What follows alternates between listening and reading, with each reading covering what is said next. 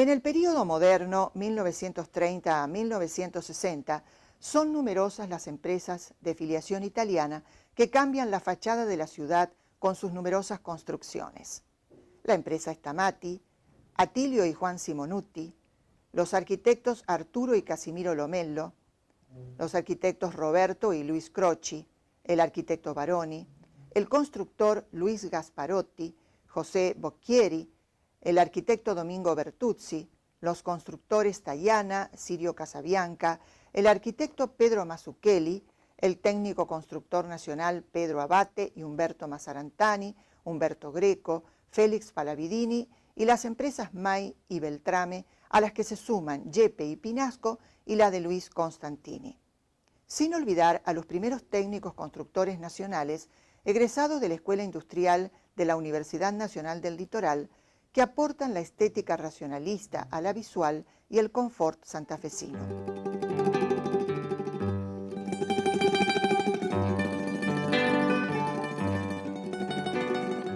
Si bien se desconoce el nombre de los responsables del hermoso edificio de la sede de la Unione Benevolenza Dante Alighieri, se sabe que se comienza su construcción en 1876 y por su impronta de claras preferencias palladianas es un referente del arte arquitectónico italiano en la ciudad.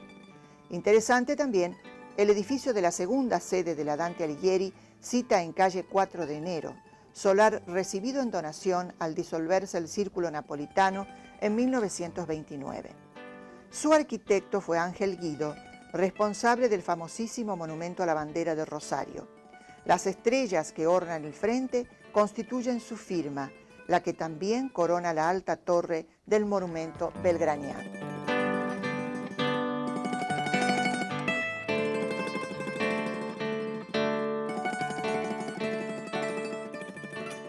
Muy activa fue también la presencia de artistas que se especializaron en la producción de objetos que acompañaron el arte de lo arquitectónico.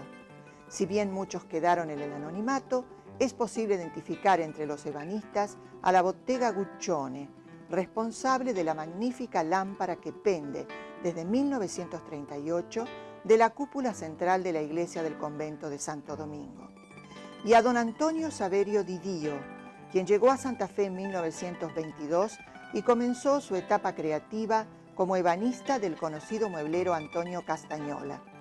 Más adelante, la calidad de sus trabajos motivó a Domingo Ferri, otro importante ebanista, a contratarlo. Juntos realizaron el mobiliario para el nuevo edificio del arzobispado, la reforma del altar mayor de la Basílica de Guadalupe y construyeron el camarín de la Virgen. En la parroquia de los Agustinos Recoletos, el altar del Sagrado Corazón y bancos. Fue el tallador de la balconada del Museo Etnográfico y la talla que enmarca la imagen milagrosa de Nuestra Señora de los Milagros, pintada por Luis Berger en 1634 y entronizada en el altar mayor del Templo de la Compañía de Jesús, es también fruto de su arte.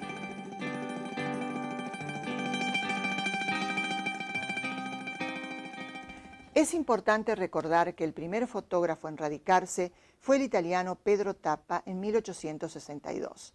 De este acreditado fotógrafo se conservan las fotos de doña Rosario Soto de Aschenbach, una foto estudio de 1862 y en el archivo histórico del Colegio Inmaculada Concepción una foto de 1876 de la banda de música de alumnos del Colegio Inmaculada.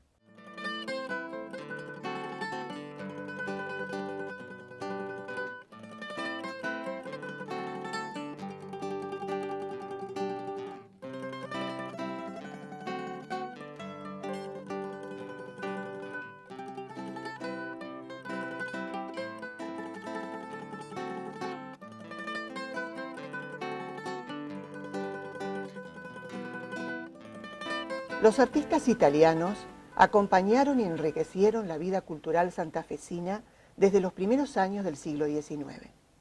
Integraron esa pléyade pintores como Héctor Facchino, nacido en Italia en 1829, radicado en Santa Fe hacia 1868. Fue el primero en ejercer el oficio de profesor público de dibujo, pintura y caligrafía y tuvo como alumna privilegiada a quien se considera la primera pintora local, Sor Josefa Díaz y Clusellas. José D'Annunzio, nacido en Italia en 1864 y muerto en Santa Fe en 1950. Fue fundador y director de la primera Academia Particular de Bellas Artes de la ciudad de Santa Fe, que inició sus actividades en 1907. Ludovico Paganini, nacido en Italia y fallecido en Santa Fe en 1957, fino paisajista de impronta impresionista, instaló la primera fábrica de espejos de Santa Fe en 1922 y fundó la Casa del Artista Santafesino. Un destacado artista fue Francisco Marinaro, nacido en Matera, Italia, en 1882 y fallecido en Mar del Plata en 1970. Se radicó en Santa Fe en 1908.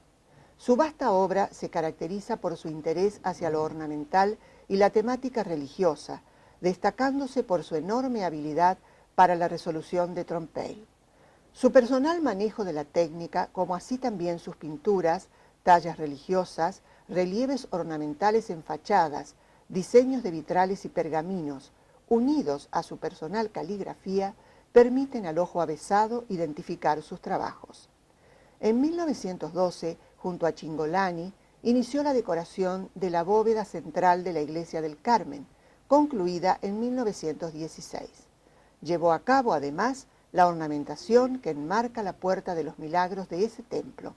Realizó los detalles escultóricos de la fachada del edificio de Carlos Lupotti, dueño de un importante molino, en homenaje al país exportador de productos agropecuarios. Se destacan los símbolos alegóricos, divinidad del progreso y Ceres, diosa de la agricultura. Juan Cingolani, nacido en Macerata en 1859 y fallecido en Santa Fe en 1932, fue restaurador del Vaticano y retratista de León XIII, Pío X, cardenales y miembros de la nobleza. A los 50 años recala en Santa Fe por razones familiares y despliega una importante obra artística. Fundó su propia academia en donde enseñaba técnicas quattrocentesche, la perfección de su dibujo y el talento para el detalle caracterológico, demostrado en sus espléndidas cabezas, bocetos de manos y autorretratos.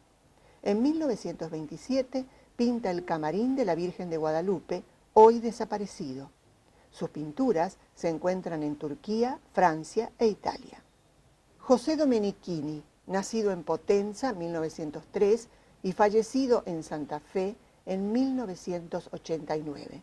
Llegó a la Argentina en 1913 y se radicó en Santa Fe en 1921. Realizó estudios artísticos en la Academia Dante Alighieri de Santa Fe, donde se graduó en 1930 bajo la dirección de Juan Cingolani. Fue profesor en la Escuela Provincial de Bellas Artes Juan Mantovani y uno de los artistas que cimentaron los primeros pasos de la segunda generación de pintores de Santa Fe.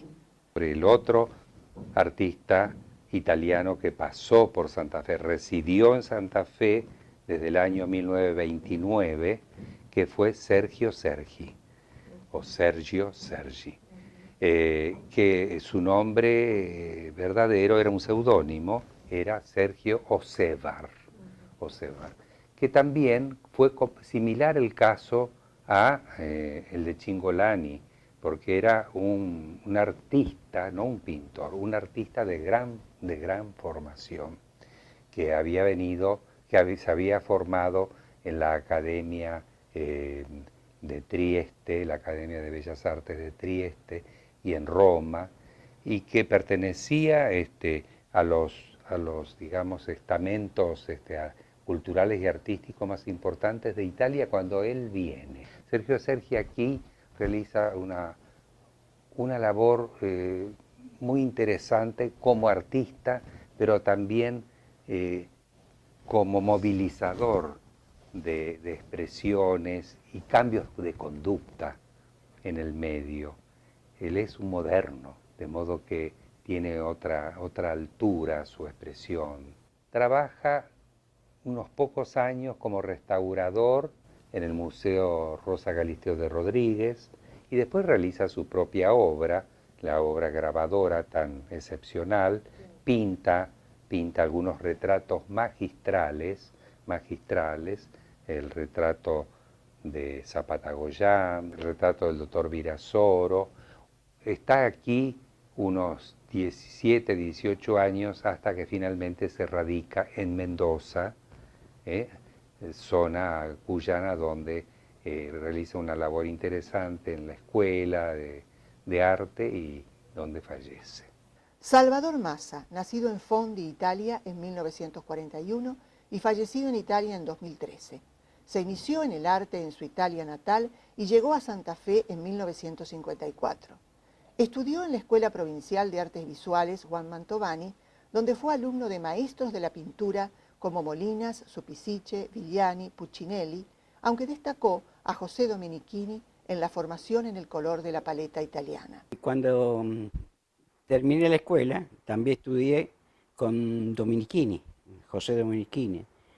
¿Era profesor también? Era profesor, fue profesor en la Escuela de Artes Visuales. Y él había estudiado con Juan Cincolani. Y Juan Cincolani fue un restaurador, estuvo un gran pintor. Juan Cincolani es un maestro de los maestros acá en Santa Fe.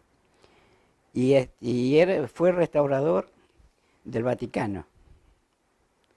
Entonces le enseñó también a Domenichini restauración también. Le enseñó, no todo, pero le enseñó algunas.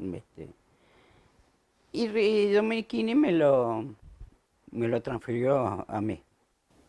Con un máster en restauración de pintura de Caballete en el Instituto di Restauro de Roma, creó el Departamento de Restauración y Conservación del Patrimonio Cultural de la provincia de Santa Fe en 1996. Entonces empezamos también a atender a los museos históricos, que tienen inmobiliaria, tiene armas, ya tiene otro tipo de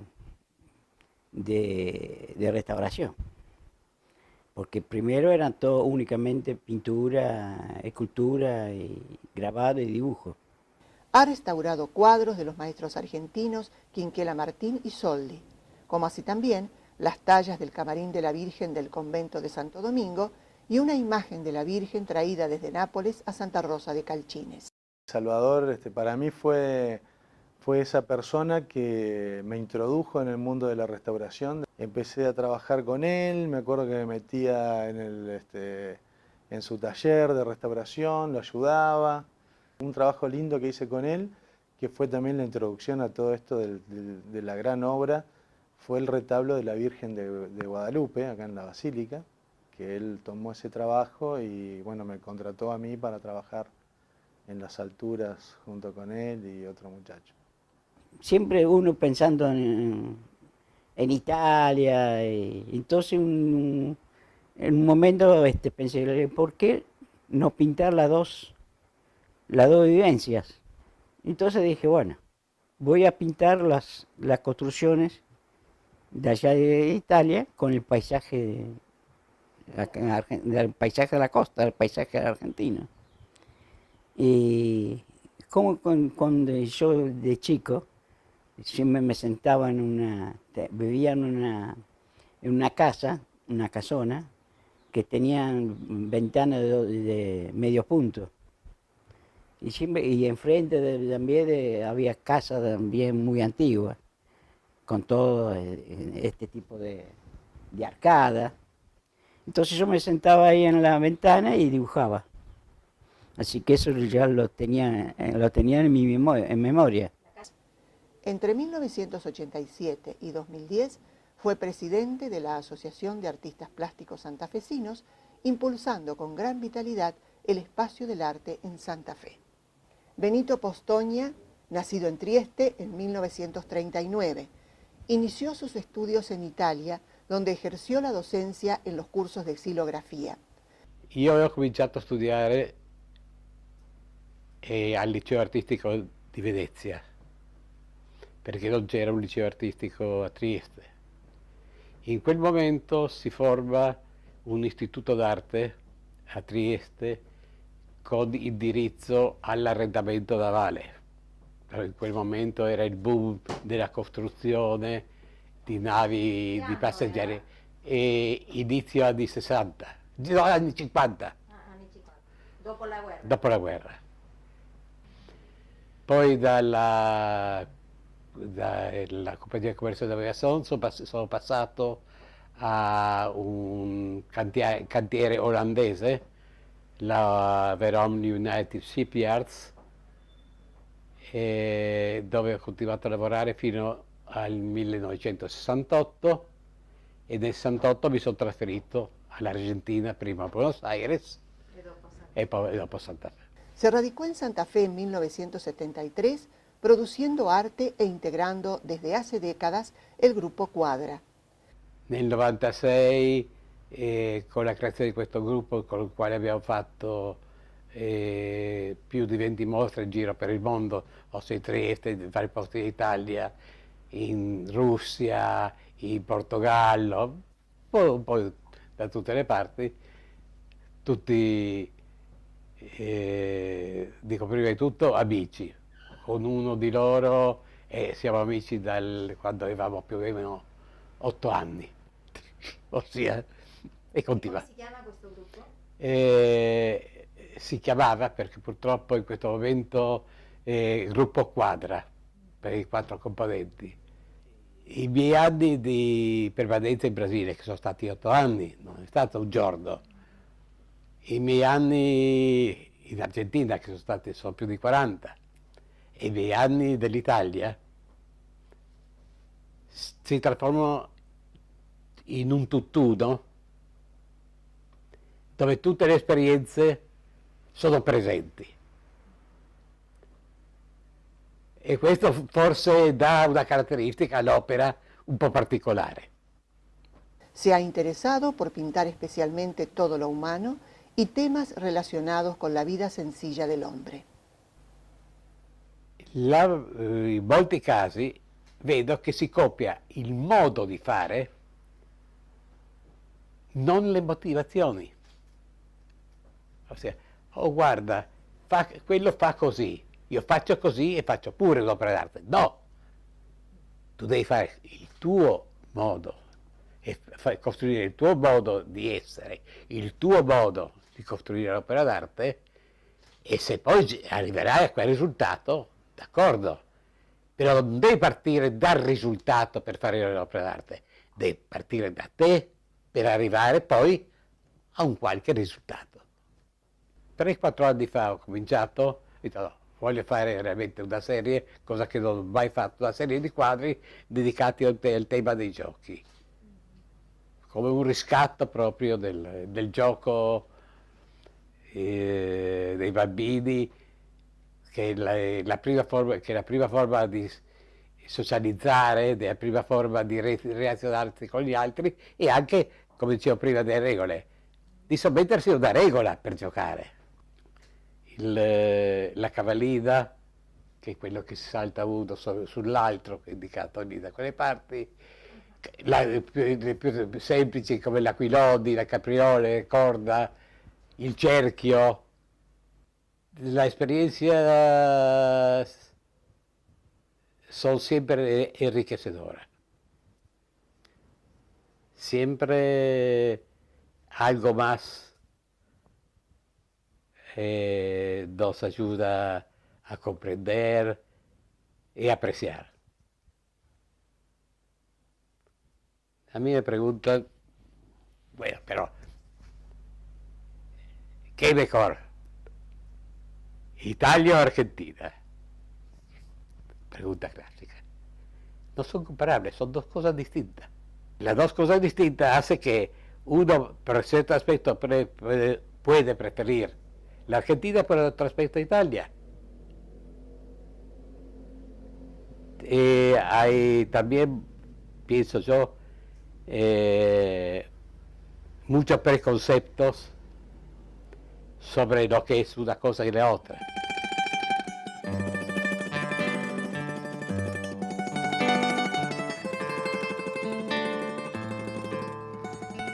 Beh, hay una gran vitalidad, una gran afición estética de la vida, ¿no? Fíjate que mis padres, los dos tenían solo estudios primarios y sin embargo por un bagaje cultural común eran gente que hoy consideraríamos culta, ¿no? Sabían de ópera, tenían un buen gusto estético. Mi padre apenas pudo comprar una casa grande y tuvo algo de plata, contrató a un pintor para que copiara sobre las paredes en murales así las obras de Da Vinci, de Rafael. Probablemente había algo de eso, copiar a las grandes villas italianas, pero a la vez lo que importa rescatar es ese gusto estético. El cine italiano fue extraordinario en nuestra generación y lo increíble es que es un cine que absolutamente sigue teniendo vigencia, a diferencia creo de lo que sucedió con el francés, con la Nouvelle Vague, que excepto algunos nombres que además eran marginales en su tiempo, tipo Jacques Demy o Romer, el cine de la Nouvelle Vague yo creo que se ha diluido, se ha agotado. En cambio, el cine italiano, lo que pasa es que pensar en el neorrealismo, la evolución que tuvo cada uno de ellos, ¿no? Fellini, Visconti,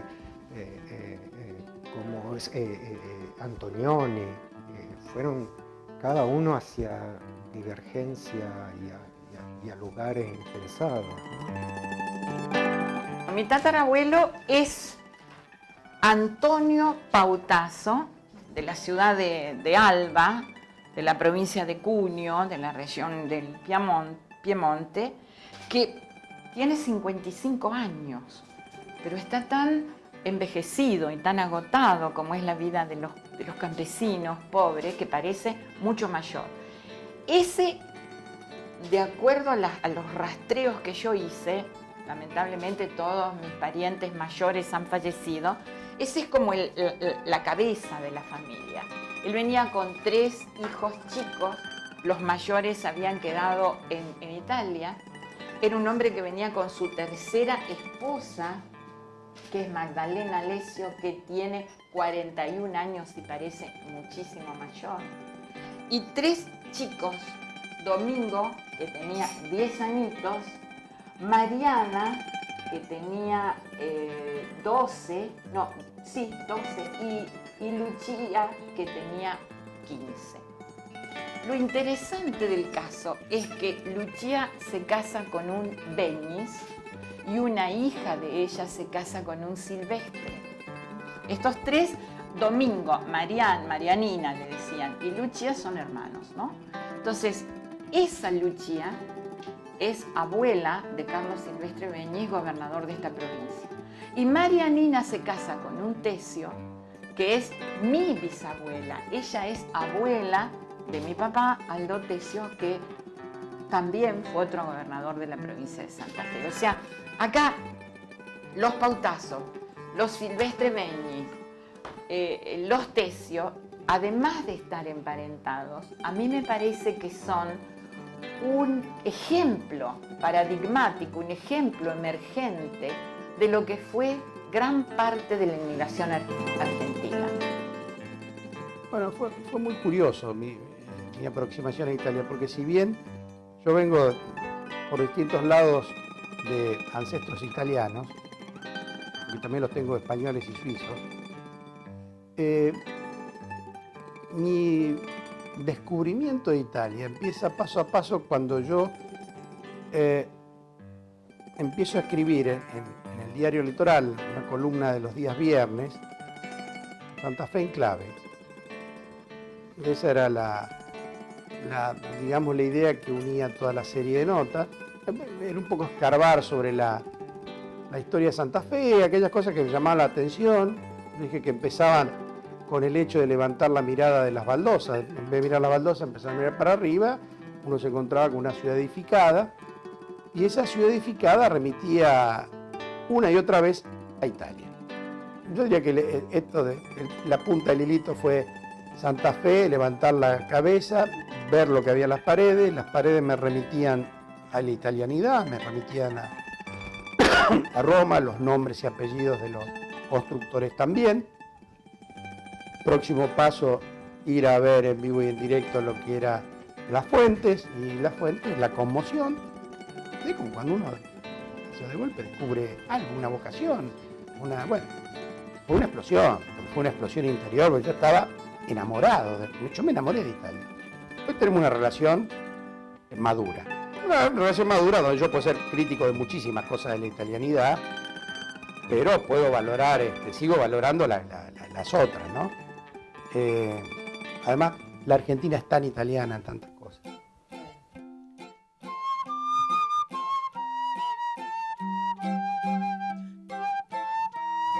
Y hay una característica cultural en donde lo italiano se observa. Todavía, a pesar de los más de 100 y pico de años, está presente y está patente. En los lugares pequeños, donde no se ha perdido todavía, en las pequeñas comunas del interior de la provincia.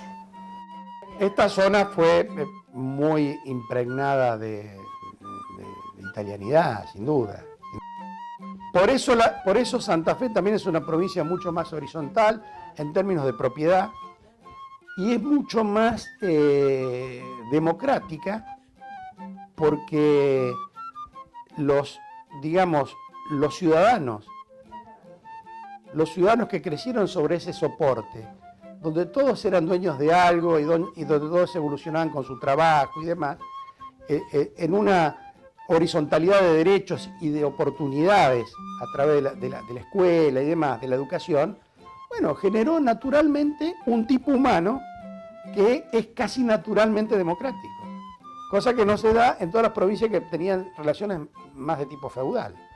También la provincia de Buenos Aires, donde todo queda, 500 latifundistas se reparten en la superficie de la provincia de Buenos Aires, no se da en Santa Fe. Una zona centro que es distinta. Es distinta en términos políticos, es distinta en términos culturales, es más abierta, es más dispuesta a escuchar al otro, es menos fanática, es más